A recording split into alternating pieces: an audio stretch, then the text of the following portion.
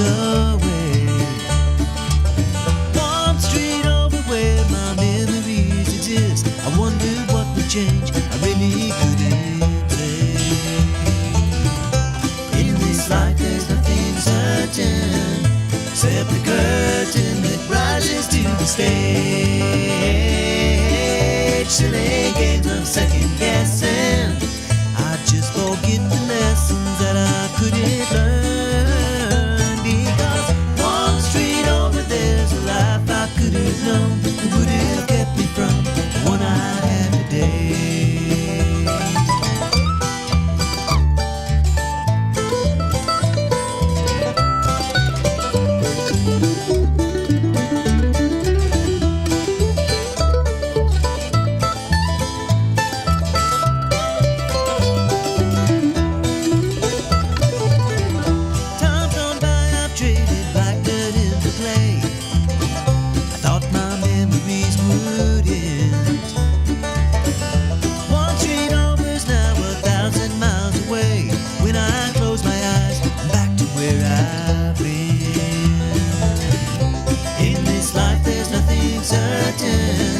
Except the curtain that rises to the stage.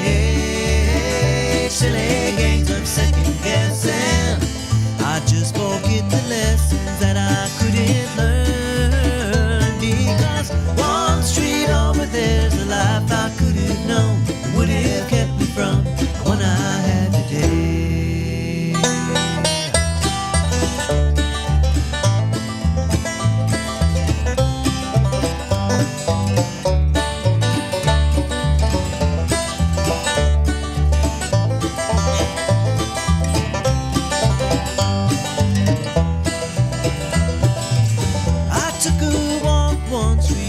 From my home, cracked and broken asphalt everywhere.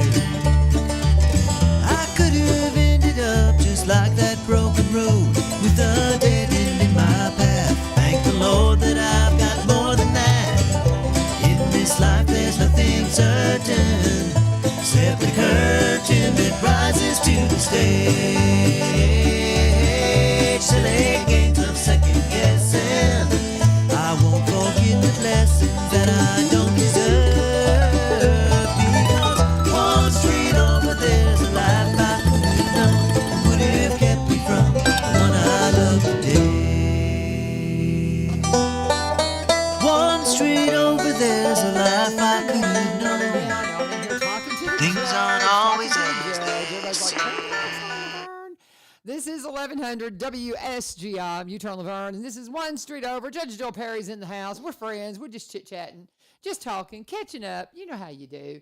But anyway, welcome, Judge. Hello. Thank you. It's good to be here. It's so good to be here. And there's so many things I want to ask you about, because there's stuff you do I didn't realize you do.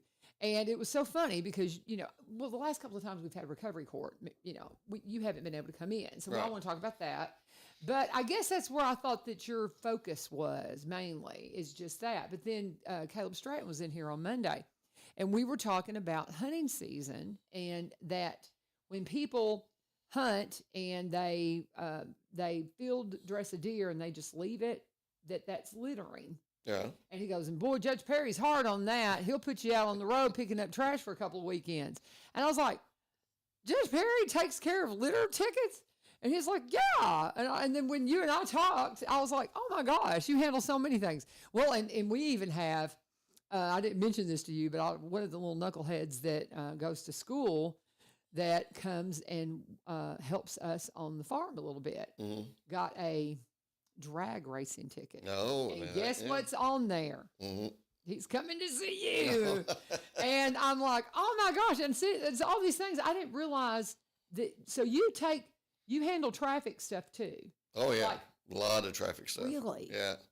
I don't think I realized that. Oh, I don't know. Because you do so much with recovery court, I always thought that it was more just, a lot of drug and alcohol. And of course, a lot of that, goes over into traffic, of course, right. because that's where a lot of people get stopped. Right.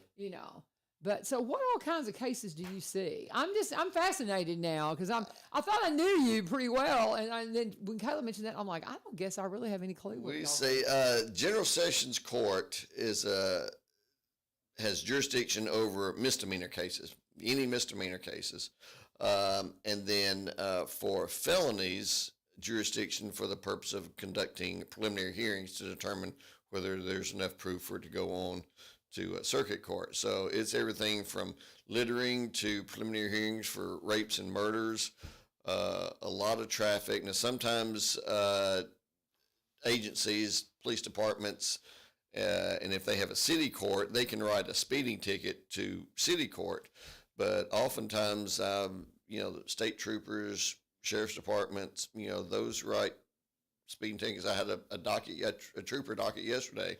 A lot of speeding, a lot of driving with no license, running stop signs, all that kind of stuff. I see those as well as, the ones that you consider, crimes. Wow. So, I had no idea. I guess I'm just, I don't know. I just floating down the river without a life jacket. See a lot of those during the summer. Really? Yeah. TWRA works the river. So I'll see a lot of life jacket cases and, Well, Caleb, because Caleb comes in here all the time, right. and he's been working over at the school doing some education stuff right. with Mark because of the criminal justice class. Right.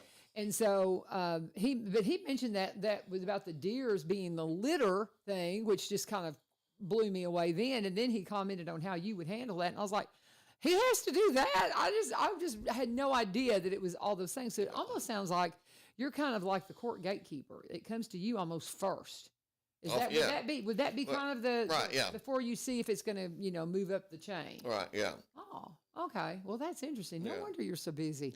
No wonder when I call you and say, "Hey, I need you to sit at a table at a charity fundraiser," it's like, man, I'm going to be in court until 7:00 tonight. Fishing without a license. Really? So people have to hunting out of deer season. Oh my gosh.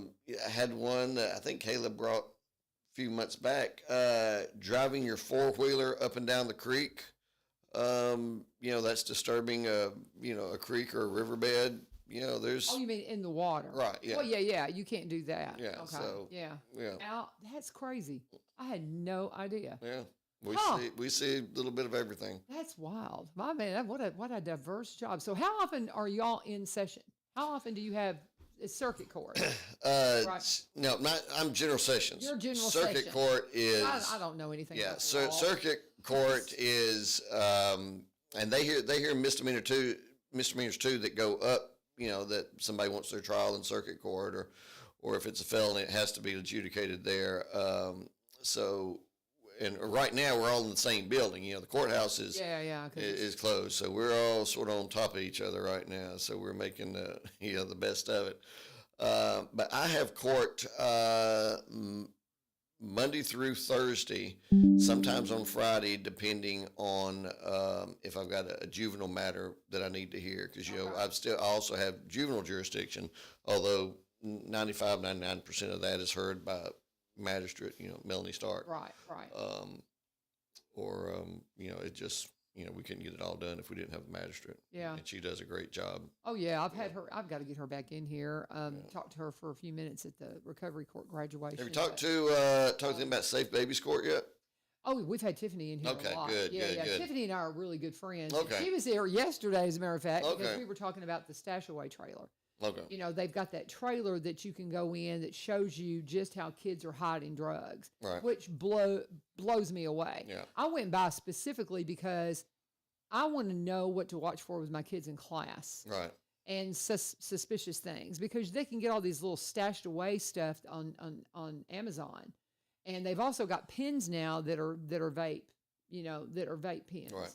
And, I'm stunned at these little knuckleheads and some of the stuff they try to do. Yeah, Safe Babies Court is our latest initiative where we got a grant from the states that we've been trying to do for a while. And, having her on board has been great. She's phenomenal. Yeah. She's phenomenal. I mean, she's been at this for a long time and has just such a heart for these kiddos. And it's about intervening when they're little so you can, stave off some of this stuff. And we talk a lot about you because you and I, whenever she comes in or anybody that we're talking about the courts, because we talk about how that you are heartbroken when you see these families. It's just generational. Right. Where kids are coming in, the first time they got high was with their parents. Yeah. And that's just breathtaking to me. Yeah. Breathtaking to me that happens. And when I'm in school, I know the kids that are troubled kids, you know, Right. and that your heart breaks for them. But it's just so hard to know what to do with it. You know, it's so hard. It's so hard to know what to do. Yeah. And you know, we had a pretty high dollar theft that happened, and the way they handled it, the kids brought it back. There was no damage done, so they just handled it within school. But it could have been, you know, pretty major. Right. But you look at the kids' lives, and you're like, would that be good for them to be in the courts? You know.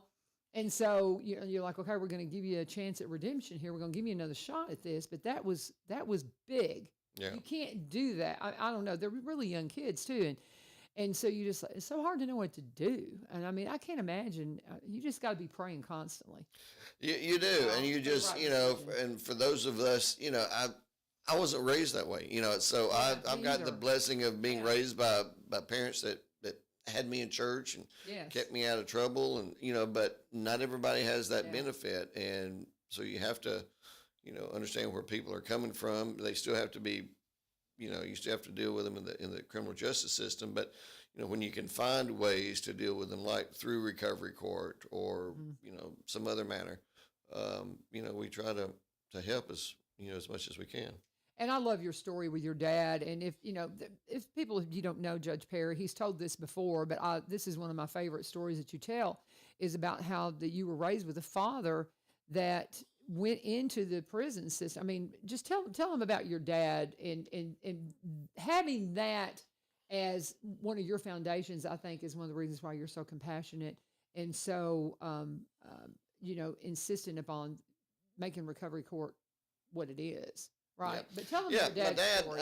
My parents moved. I was born in Alabama. My parents moved to Nashville when I was about a year old for my dad to finish college at Trevecca. And his plan was to go into the ministry. And the pastor at the Little Nazarene church that we went to over by the airport happened to be the chaplain for the prisons. Mm-hmm. And Gordon Wood was his name.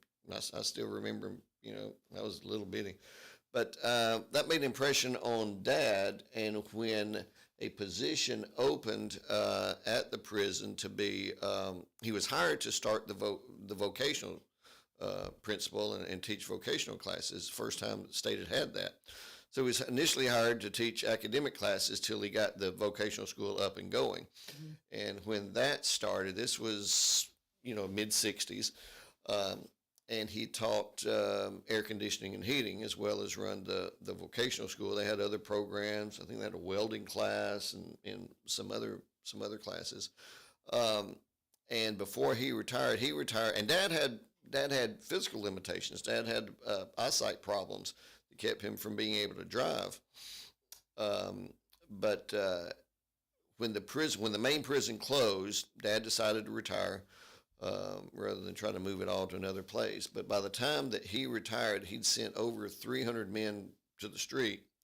He only knew 2 that ever came back because he gave them, you know, a way to make a living. And Dad, being trained to minister, also gave him a little Jesus. And, you know, little Jesus never hurt anybody. Speaking of little Jesus. Speaking of little Jesus, got little Jesus as well. So he, you know, that's kind of where Dad found his mission field. Yeah. And, you know, as a kid growing up, they would have these dinners at the prison for people. And I think there was a program called 7th Step Program that was kind of like a rehabilitation program. You know, when I got old enough to drive, I would haul air conditioners out to the prison and you know, go out there. And so I grew up around that. Many of the guys that were graduates of his class that got out of prison became, you know, family friends. After I moved up here, lived in Greenbrier, one cold winter night, our heating system went out. And Dad at that time was living up in DeKalb County, but he called one of his guys that now worked in the business. Guy was over there that evening. He said, he said, I can't, You turn can't your say, dad "Are down. you kidding me?" Absolutely. So, but yeah, that's dad enjoyed that work, and that's kind of where he found his calling. Yeah. And See, I think that speaks so yeah. much to the reason why you have such a passion for recovery court because Yeah. you grew up in that. Yeah, he never referred to it. And they kept, besides teaching air conditioning, they also kept up all the air conditioning and heating systems at that main prison and the surrounding buildings, which saved millions of dollars to the state. But he never referred to his folks in his class. He always referred to them as my men. They were never inmates. They were never convicts. They were my men. I love that. And he treated them, with respect, and that's. That's how you make a difference. Yeah. You give them, like I said, you give somebody an opportunity to make a living, and I think that's one of the reasons why I love what you try to do with the driver's licenses. And we have a mutual friend that's been struggling with that, but it's just you make some poor choices, and you get you get behind, and you get these fees piling up. And that is something you've been trying to tackle with, Right. you mentioned seeing the driver's license because that's one of the hardest things for these guys. And we experienced this so much when we had our roofing company. Right. We had so many guys that they made some poor decisions and they had lost their driver's license and they couldn't get them back because they could never afford the fees, thousands and thousands of dollars. And I think that's so admirable that you're working to try to overcome that. Well, I knew that there was a guy that went to church. You're familiar with Men of Valor? Oh yes, It's a reentry program in absolutely. Nashville. That was started by a man named Carl Carlson, Okay. and Carl went to church where I did. He had served time in prison, found the Lord, and he started working in rehabilitation programs. First with YCAP in Nashville, and then he started Men of Valor.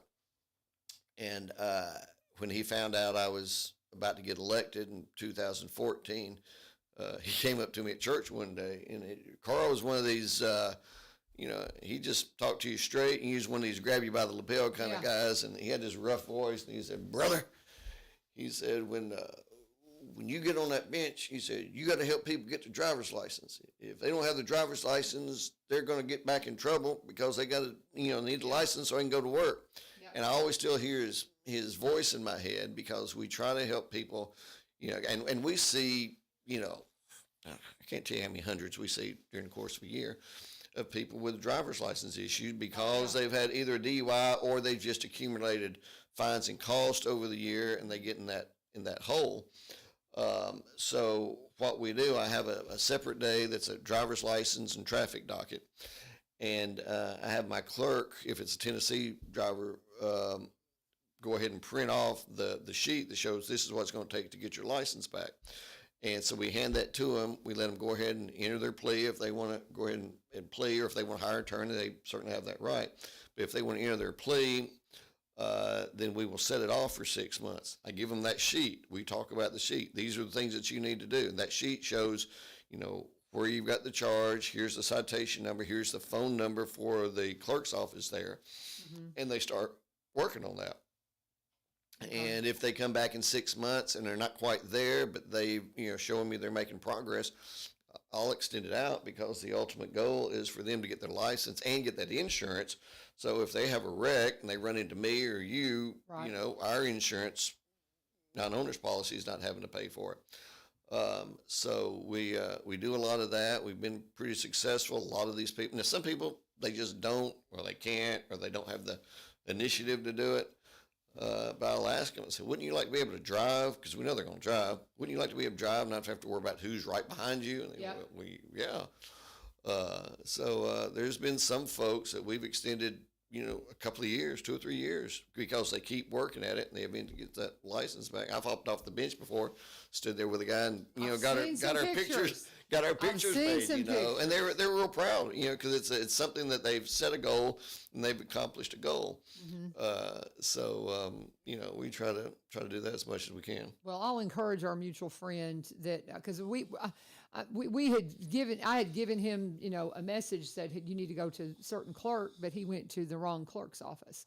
It's what we just found out. Yeah. So it's like he needs to go to the circuit. He needs to go to the General Sessions Court clerk. Yeah. Is where it is. And where is that? That's up on the second floor, the building where we have court. Same building that he was in, but he needs to go upstairs. Second floor, and Okay. the clerk's office are to the left, and Okay.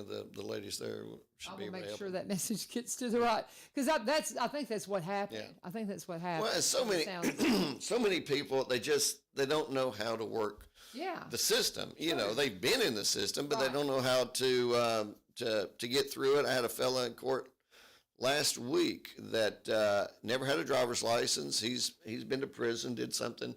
He's probably in his 40s, but Wow. he doesn't have a birth certificate because he never knew his mother.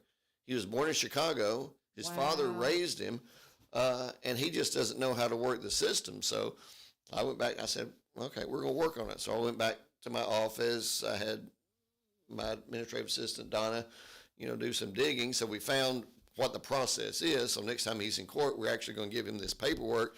This is how you go about, accessing it so you can get a license. Wow. So, I mean, can you imagine? That's the thing, because like you said, I was raised by a family that took me to church and just cared about every little thing I did, just like you were. And so when you experience the lives of these people that don't have any of that, you just want to number one, be Jesus to them. It's like, how can I help? Right. And because so many of these kids, I mean, it's like we talk about in Celebrate Recovery that, the things that have happened to you are not your fault, but how you deal with them is your responsibility. Right. Yeah. And that's you have to. thing. People have to be held That's accountable. A very hard thing.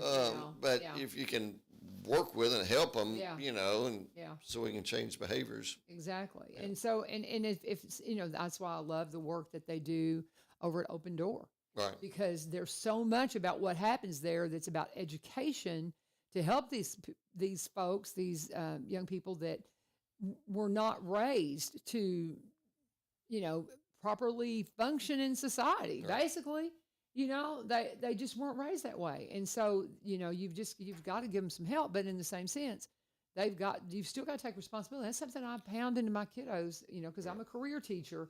So we talk about different things, and I when they act crazy, I said, if I were your employer right now, the way you are acting and the things you're doing, I would fire every one of you. And I tell them that often, because just little things, just basic rules that they don't want to adhere by, and I'm like, I would fire you. I wouldn't allow you to continue to work with me. So, and I tell them the same thing. I tell them that often. I'm so sorry for some of the things you've gone through and some of the things you've had to deal with. It's not your fault. Right. But again, how you respond to it is your responsibility, and you've got to, it's hard. I can't imagine. I can't imagine what they deal with. And a lot of times they're dealing with that, and a lot of folks we see in recovery court are there because that's how they've dealt with the trauma that they, had, Absolutely. as a child growing up, whether it's rape or abuse. This is their escape. That's what's got them into the system. So oftentimes through the course of them being in recovery court, it's going to treatment or individual therapy. We work well. I can't say enough good things about Sean and all of her folks at Open Door. A lot of our folks don't know how to parent. They've got kids. They don't know how to parent. Mm-hmm. They take parenting classes over there before they graduate. We had at this most recent graduation we had back in October, we had our first proposal on graduation day, where a fellow that was in our program proposed to the mother of his child that they had while they were in program. But before he graduated, he completed the parenting classes. So he's got a good start on, how to raise his. So he went through the parenting classes up at Open Door. Right. Yeah. I did not know Yeah. that. Yeah. We've had several that do that. I mean, Oh, if that's found to be a need, and if you know Sean Elmore, she's going to hold your feet. I mean, you're not going to just walk through that. I love her. Yeah. She's tough. Yeah. That's what they need. Yeah. That's what they need. They've started an anger management class that we've sent several to from just regular court. Mm-hmm. that need that, and they're starting another class up, I think, in January. That we've got some folks that are going to be Open door. going to that. Yeah, It's a great program. Yeah, And that's yeah. what I love about our community is we've got so much of this stuff that's changing the community from the inside out. And, we want them to not get to your court. Ideally, We yeah. want to ideally keep them out of your court. But I am thankful that there's somebody that's sitting in that seat wearing that robe that's compassionate and can say, what can we do to help? What can we do to help? Not just, throw them in jail, but what can we do to help? Yeah. And Nova Lee is wanting to make sure everybody knows that Recovery Court's doing a Friendsgiving dinner for all the court recipients today at 4 p.m. at the Covenant Confirmers Church. Yeah, So that's that's, Covenant Confirmers. I mean, I Love their can't say work. enough Yeah. good things about them. They've been supporters of Recovery Court and just recovery in general in Robertson County for so long. But yeah, we have Recovery Court this afternoon, and then after that, there's the Recovery Court dinner at the church. I think there's like restaurants in the community that have donated that's things. awesome. I don't know all the details because I have great people that take care of all that. That's But, right. We love y'all. Yeah. So But so how often does Recovery Court meet? Recovery Court meets every other week, every other Thursday afternoon. Okay. And depending on where you are, there's different levels. You start off in phase 1, and you're there with us every 2 weeks. And then during the course of the week, there's drug testing that goes along with that 3 or 4 times a week. It's random, so you can't, because you have folks that, they try to figure it out, and, Yeah.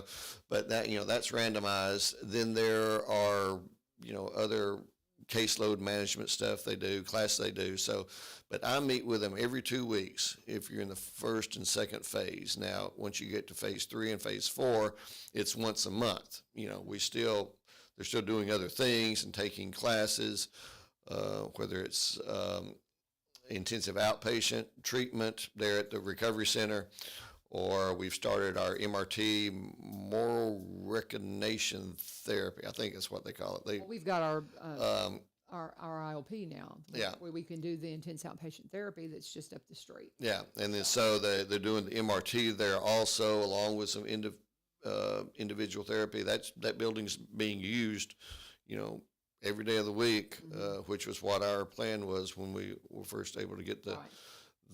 the grant to open that. So and Nova Lee's doing a lot of that, quite a bit of that.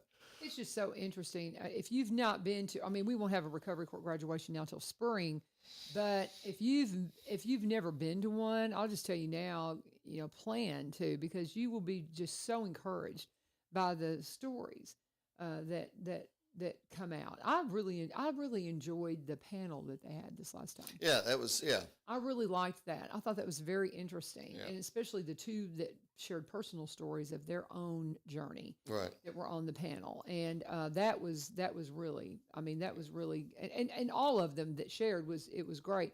But just to see these people that have been through it themselves, and to have risen above it, and to just completely. You would never know. I mean, Right. to see Yeah, what these they're doing are- now, and then you find out they've been through recovery, and you're like, "What? Really?" These I are mean, it's accomplished incredible. people. Yeah, very. Which shows you, and this is something we learned, early on. Addiction is no respecter of persons or status or Right. wealth. I learned early on when we started this program that it didn't matter where you were in the community, whether you were a county commissioner, whether you were, well-to-do, you knew somebody, or there was Yeah. somebody in your family or somebody in your church or somebody that worked for you, that Don Eden, who was a county commissioner for years, a big supporter of Recovery Court, and Donnie, his son, big supporter of ours now. He came to maybe our first Recovery Court graduation.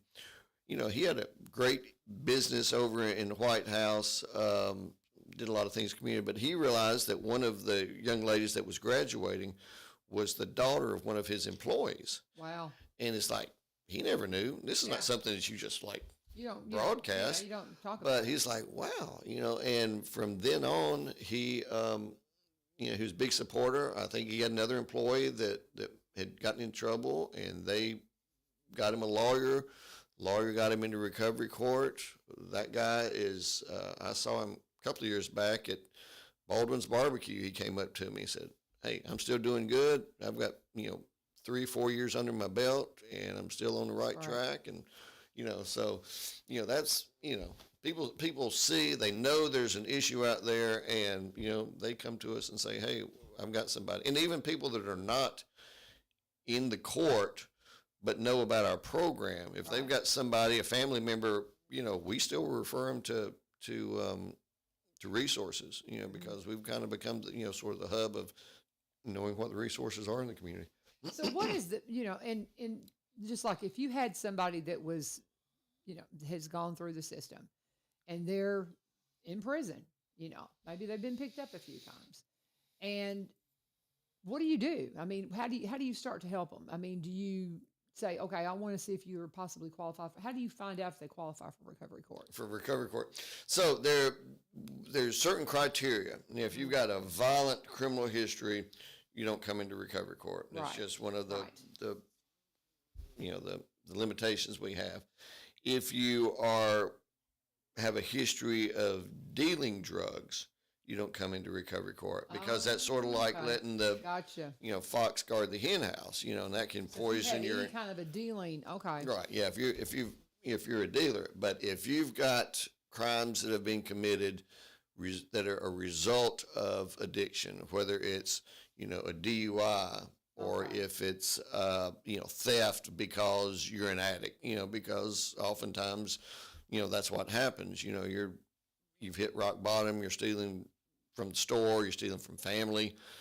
We see a lot of that. Sometimes, occasionally, there will maybe a domestic.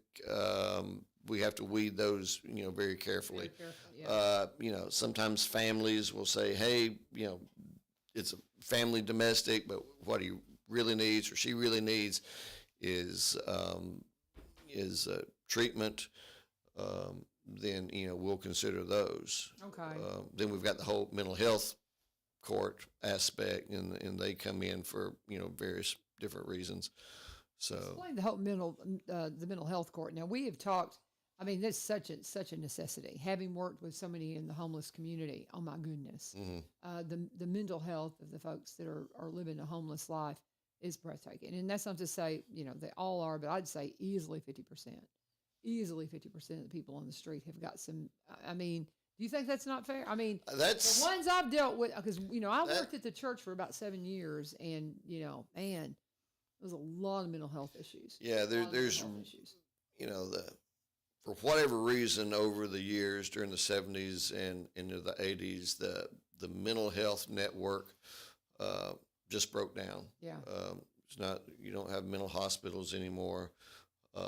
And jails kind of became the reciprocals for those mental health. You just can't keep them locked up, so they wind up back out on the street. Mental health court is for that's a new initiative where we got some funding from the state to start that, and it's for folks that wind up in the system. And again, I'm a misdemeanor court. Folks that have committed some misdemeanors that have mental health issues that we feel like we can help with, keep them from coming back. And it can be a range of things. And that's a tough population to be able to help.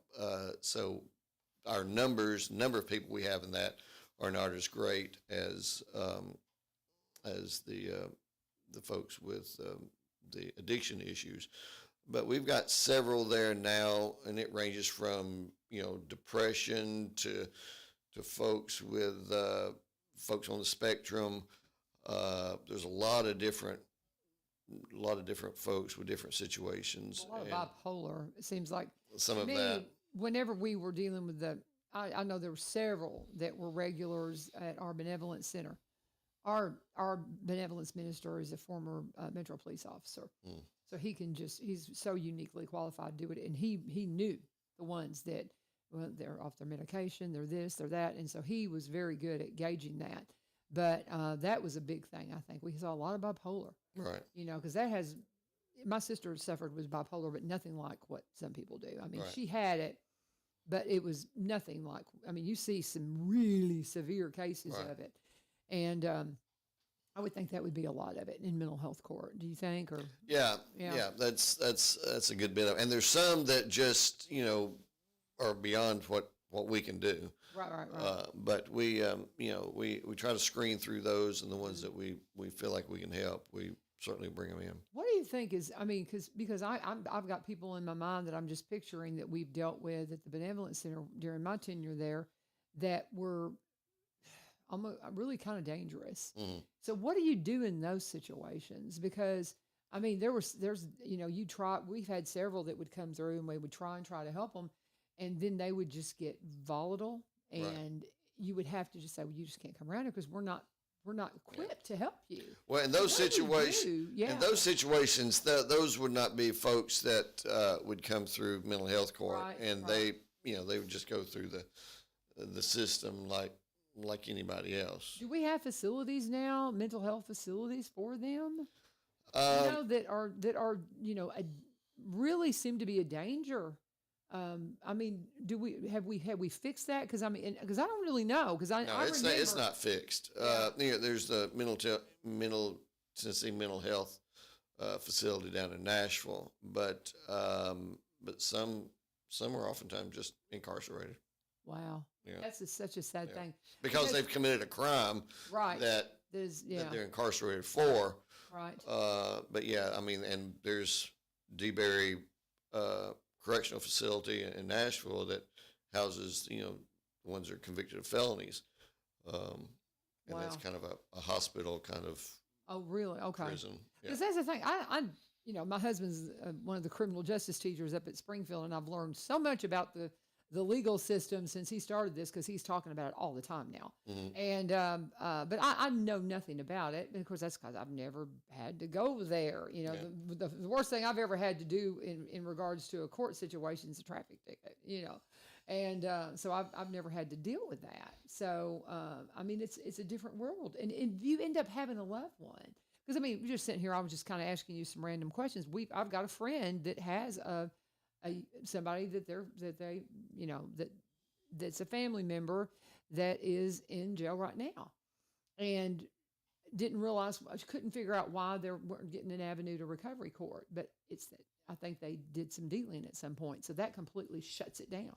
So I Yeah. didn't know that. Yeah. But when you don't know the ins and outs, it's like you just sit there and go, well, it doesn't seem like they've done anything that bad. Right. Why are they not getting a shot at recovery court? But if they have any charge that was related to dealing, even if it was 2 charges ago, Right. and they haven't done it since, that'll keep them out of recovery court. Right. Yeah. See, that's information people, See, because people think, and well, we're- why yeah. isn't, they just don't know. And we're a misdemeanor court. I mean, our folks will, the most time they're going to serve, if they have to serve a sentence, is 11 months and 29 days, and that's at a percentage, usually 75%.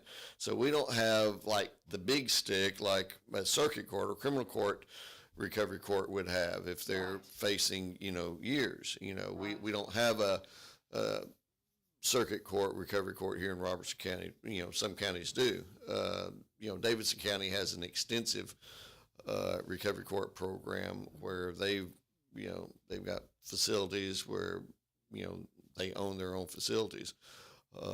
Sumner County has a circuit court, criminal court, recovery court. That's just not something that we've been able to, or our circuit court Sure. judges have been willing to. So that would be into. somebody that's got a little bit longer to stay. And Right. all Yeah. that. Okay. Yeah. They got That's they interesting. got bigger yeah. consequences. Right. Yeah. Well, because I get questions all the time because people know we're friends. Right. Ask Judge this, ask Yeah. Judge that, and I'm like, well, I don't, because do you have a lot of friends that they're like, okay, I don't really want to ask you this, but I feel like, do you get that all the time? I would think you kind of do. Yeah. Sometimes. yeah, I'll get- but you're like. You hate to say, oh, I have a friend that but I because people know we're friends, I get a lot of people going, hey, can you ask Judge about this? I'm like, why don't you Right. reach out to him yourself, Yeah. So, or if it's a recovery court yeah. issue, Yeah. Megan and Althea both are Yeah. willing to yeah, talk to anybody. Well, and that's the thing. I've asked them some questions and stuff like that, but I really hate to ask you about it because I don't want to be that friend, you know. Right. I don't want to be that, hey, Judge, I got a ticket. Yeah, I have some friends that are like, they're not bashful at all, and I'll have to say, you know, that's not something we can talk about, you know. It's like, absolutely. you know, we don't want to talk about that, and I have to recuse myself. So, you know, maybe go see this person or go see this lawyer or, you know, or talk to the DA's office, depending on the situation. But well, yeah, you would have, if you something you know about, you would have to say, I can't serve in this capacity. There you go. Yeah. That's what happens, y'all. Leave him alone. Ask him, go to the court, talk to him there. But anyway, I think that's so funny because I do get that question quite a lot. Quite a lot. But we're talking to Judge Doyle Perry. He is our General Sessions Judge. You're the only one, right? Yep. Only General Sessions Judge. I'm all so you got. I just never really thought about it as you being the gatekeeper to the courts. And that's kind of how it's in my mind now because I just didn't realize you were hearing litter tickets. Yeah, I just had no idea. The last time I checked, we're the largest county by population with only one General Sessions Judge. Okay. So I don't know if there's any plan anytime soon to expand that, but, you know, so we just, you know. Do you ever get to take vacation? I'll get a long weekend sometimes. So you just can't really take weeks off? No, we did. The county commission did several years ago under Judge Glover put a line item in to, if I need time off, to pay another judge to come in. Okay. You know, we try to use that very sparingly. You know, there's some retired judges that are willing to do that, and we've done that, you know, a few times. But, you know, I don't take big fancy trips or long vacations. You know. Well, that's something I had never thought about, but I thought, I've never heard of you going, I'm gonna go to Italy. Yeah, you know, anything like that. Go on a good trip. Yeah. But anyway, that's cool. We appreciate you, Judge, so much. We're talking to Judge Doyle Perry. If you've got some questions that are appropriate, put them in there. Don't be asking about your ticket. Don't do that.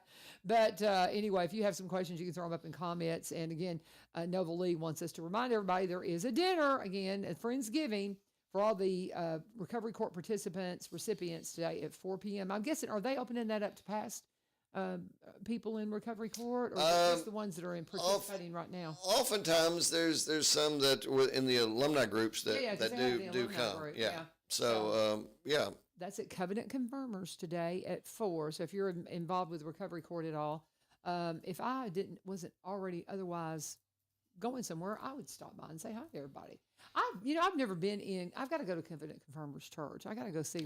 I've never been. You owe yourself an opportunity. It's several years ago, and I go every once in a while just to visit.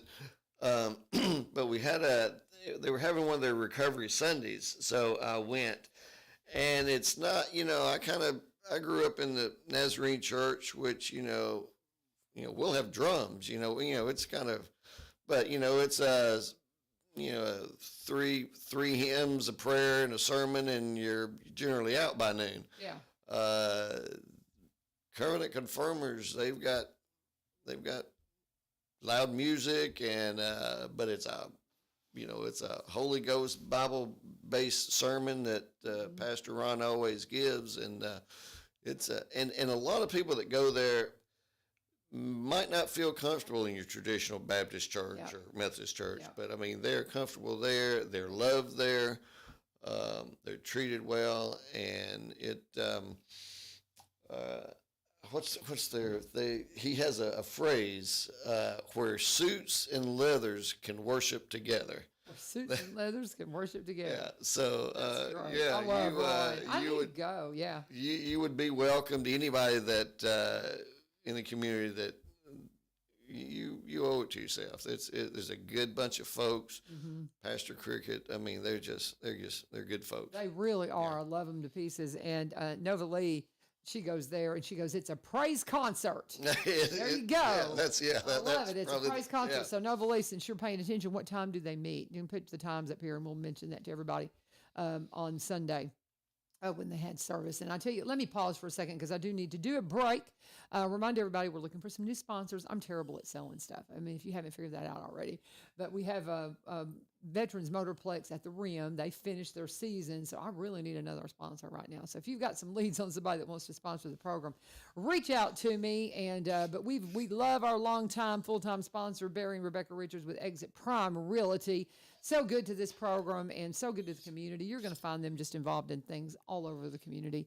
If there's some kind of like a community event and there's booths set up and stuff like that, you're going to find them there 9 times out of 10, especially if it's in the Cross Plains area because they're Cross Plainians.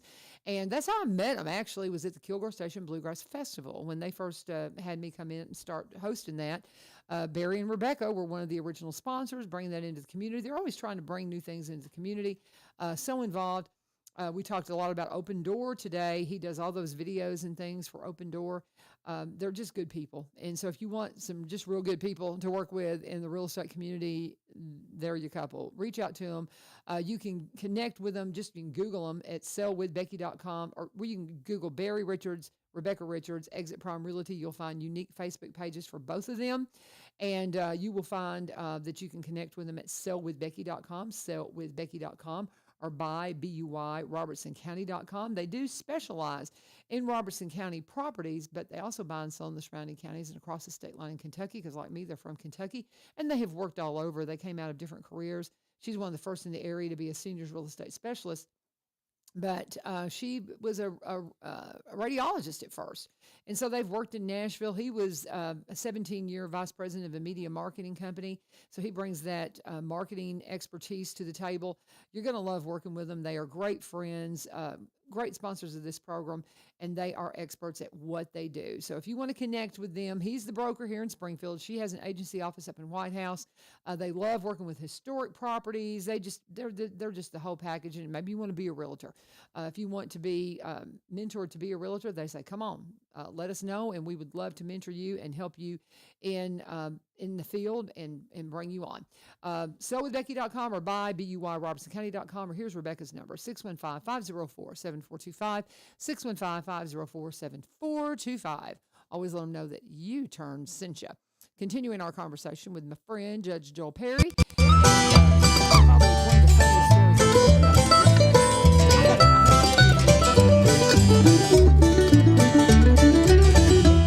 funniest stories Isaiah dinner the other night. I couldn't walk, y'all. And I mean, this has been, they had to go back in and open my knee up and clean it up. It was something else. I literally could not walk. So Judge is on one side, my husband's on the other, and they're trying to help me get to the car. And I couldn't I couldn't walk. We finally wheeled me out in an office chair. But I'll never forget that. I was like, yeah, Judge tried to help, but I'm a big girl. Well, I thought they would have we tried to look for a wheelchair. They had no wheelchair at the center, so finally somebody came up with the idea of getting the office chair. So we were able to get you out. And, our county commissioner. Martin. It was Martin did. Yeah, Martin did. And so it was so funny, but yeah, I was like, I tell that on Judge now. I'm like, yeah, he's my friend. he tried to help carry me out of the center the other night. But anyway, what else would you want people to know about what you do at General Sessions? I mean, what would you tell people? Well, it's we believe in being a law and order court, like we talked about earlier. We people need to be held accountable for the things they do. We try to help the ones that we can, but in the end, you got to be accountable, and we will help you as much as you can. But eventually, it comes down to the things that you do. We've seen a spike in Robertson County with DUIs. The DA's office was able to hire under a grant, a prosecutor to handle DUIs, and he has been here sometime in the spring. I think is when he got hired on. He told me the other day that he has already disposed of 300 DUIs. I think last year we were right at the door of 600 DUIs in Robertson County. Wow.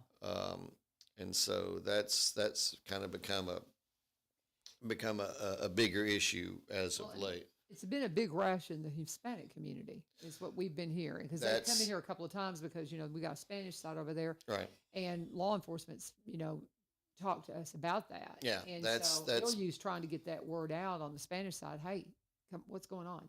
yeah, know. that's become a bigger issue. Our Hispanic traffic docket has exploded.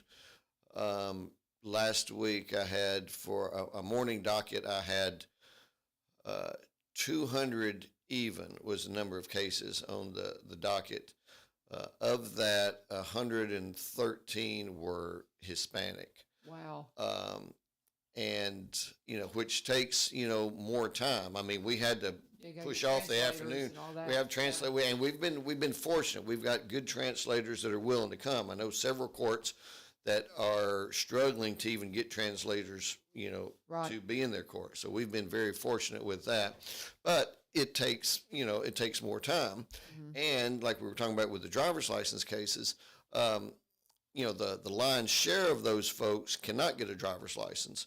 So we just have to deal with that. But you have to ask, or I make a point to ask individually, do you have legal status that would allow you to get a driver's license? Because if you do, I'm going to treat you the same as everybody else. We're going to set this off 6 months. You come back with your license, Sure. and I will have, of that 112, 113 the other day, I had maybe, 10 or so that could get a license, and, we're going to give them that opportunity. If you can't get a license, if it's the first time driving with no driver's license, because it's a Class C misdemeanor, we don't put you on probation. Now, you'll get to pay the fine and costs. You'll get to do some public service work on the litter van. And one thing I've done recently is start requiring an online driving class that they can do on their phone in Spanish. The purpose of that is to hopefully teach them rules of the road. Mm-hmm. So, they may be driving illegally, but at least if they know the rules of the road, they won't wind up back in front of me. Right. And they won't wind up in a wreck, because generally that's when they're getting pulled over, because there's running a stop sign or weaving or something, and then it's discovered that they don't have a driver's license. I don't see haven't noticed any targeting, specifically because they're Hispanic, but it's usually there's a driving offense that goes along with Right. that. So, but if you've had more than one offense, the state will assign you a driver's license number. They won't give you a license, they'll assign you a number, and then your next offense will be a driving on suspended, and, then, there's probation and, Okay. more fine, no more public service work, that type of thing. Okay. Could they end up in jail over driving without a If license? I had a fella recently that had, 6 or 7 of them. Yeah. And so he wound up going to jail a little while. Now, on a driving on revoke, just like anybody else, on a DUI, if you are driving after DUI conviction and you don't have your restricted license and the things that you have to do, then there's a mandatory 2 days to serve in jail. Oh, wow. Because you're driving after DUI conviction. Wow. So, Oh my goodness. yeah. It's hard. I mean, it's a whole lot easier just to do the right thing. But like you said, so many of these folks just were not raised in homes that taught them the right thing. Yeah. And so you just try to put it back together. God bless you, man. It's a lot. I just can't imagine. I can't imagine. So are you on do you have court today? Yeah, this morning, Thursday mornings are civil docket. So besides Okay. all the criminal stuff, we have a civil docket. So this Okay. morning I will have, I'm not sure how many cases. It's not a lot, but it will be like evictions, detainer actions, Okay. evictions, or I think there's maybe a couple of lawsuits, contract disputes between, maybe contractor and somebody, and, so we have those. We have civil jurisdiction up to $25,000 dispute. If it's like a major dispute over $25,000, that has to go to circuit court. So, Okay. I had no idea you did all this. A lot of collections work, but Really? most of that stuff gets worked out, and Yeah, so yeah. I just Yeah. you wound just up signed signing a off lot on of it. paper. Yeah. Yeah, interesting. That Yeah. blows my mind. I didn't realize you did all that.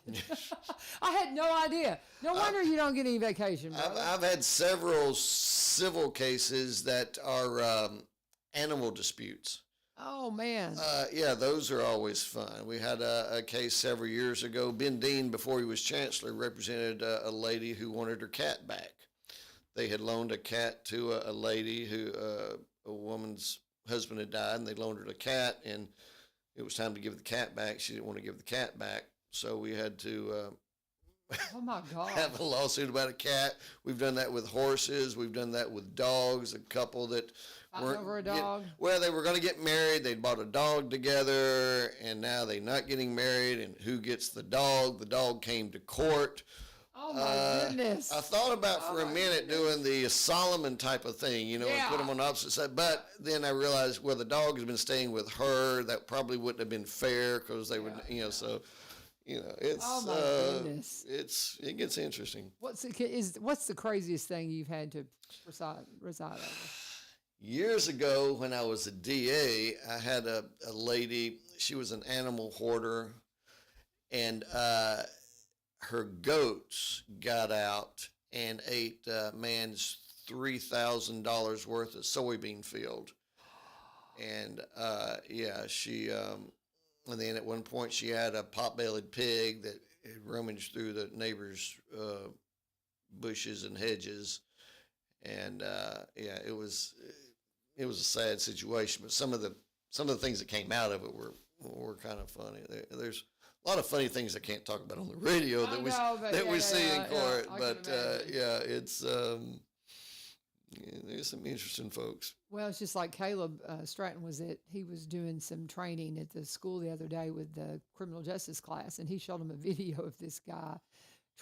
He was absolutely intoxicated, and he was trying to put on he was trying to not get in trouble for not having a life vest on. He put on one that was like a kid's. It was just nonsensical. Yeah. The kind of stupid things that people do when they're intoxicated can really embarrass them whenever they're. Well, did you see the story about the guy?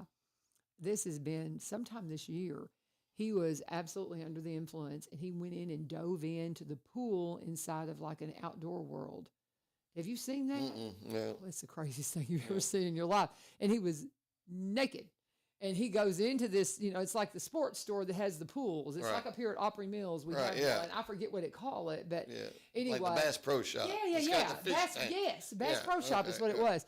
And you just look, it's out there. But this guy was obviously, under the influence, and the police, they didn't know what to do with him because he's wet and he's slippery and they couldn't get a hold of him. And it's like, I can't imagine the things y'all see in court. I really can't. But that's the kind of stuff, when you're under the influence, you do things that probably wouldn't do otherwise. Yeah. Sometimes it's hard to keep a straight face, but I bet. I bet you just sit there. It's just like, and you just can't. I can't even imagine. I appreciate what you do. Appreciate my friendship, and I just, like I said, when I found out that you had to hear, litter tickets, I thought, I just want to know what else you do. And just as we were wrapping up, I didn't know that you had to handle things like fighting over a dog.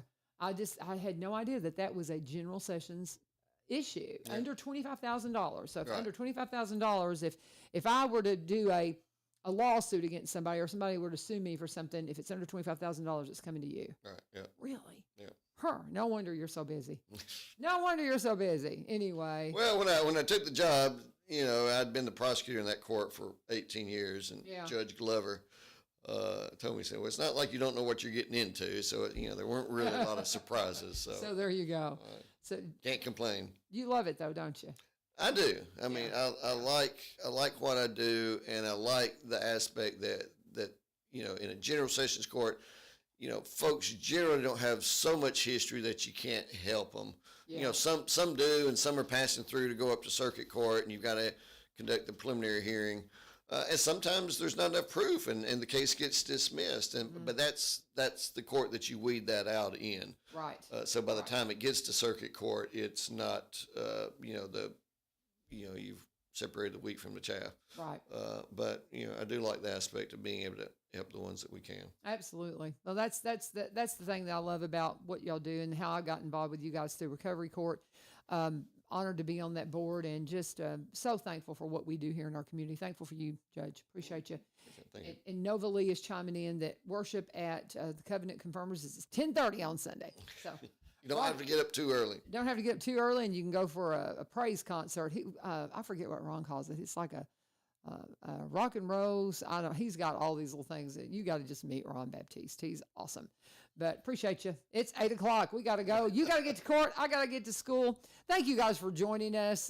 Judge Joel Perry, thank you for your time this morning. Certainly. And tomorrow we're going to have some music. My friends, the band that plays up at Epiphany, We Imperfect Few, they are the worship leaders. They have got some Christmas stuff coming out. They're going to share with us tomorrow. So that's going to be a lot of fun. I hope you'll be here. This is 1100 WSGI. God bless. Have a great day.